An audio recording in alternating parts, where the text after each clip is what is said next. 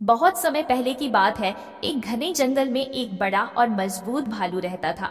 भालू काफी अकेला था क्योंकि उसे दोस्ती करना नहीं आता था और जंगल के बाकी जानवर उससे डरते थे। वह अक्सर अकेला घूमता रहता और सोचता कि कोई उसका दोस्त क्यों नहीं बनता। एक दिन जंगल में एक छोटे से खरगोश का जन्मदिन था।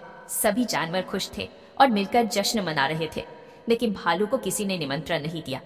भालू दूर से ही सबको देख रहा था और उसे महसूस हुआ कि उसे किसी ने आमंत्रित नहीं किया। वह दुखी होकर जंगल के एक कोने में बैठ गया।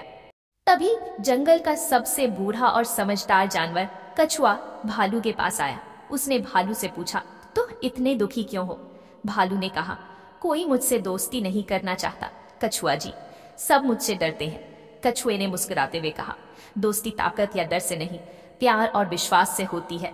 अगर तुम दूसरों की मदद करोगे और उनका ख्याल रखोगे तो वे तुम्हारे दोस्त बन जाएंगे। भालू ने कछुए की बात पर विचार किया और तय किया कि अब वह दूसरों की मदद करेगा। अगले दिन जब एक बंदर पेड़ से गिर गया और उसे चोट लगी तो भालू ने तुरंत उसकी मदद की और उसे सुरक्षित उसके घर पहुंचाया। धीरे धीरे भालू ने सबकी मदद करनी शुरू कर दी।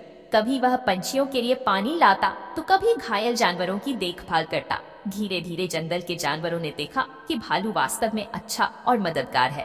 अब उन्हें उससे डर नहीं लगता था। धीरे धीरे सब जानवर भालू के साथ दोस्ती करने लगे। कुछ ही दिनों में भालू के कई दोस्त बन गए और अब वह अकेला नहीं था। जंगल में हर तरफ उसकी तारीफ होने लगी। जब अगली बार खरगोश का जन्मदिन आया तो भालू को सबसे पहला निमंत्रण मिला। वह बहुत खुश हुआ और सभी जानवरों के साथ जश्न में शामिल हुआ।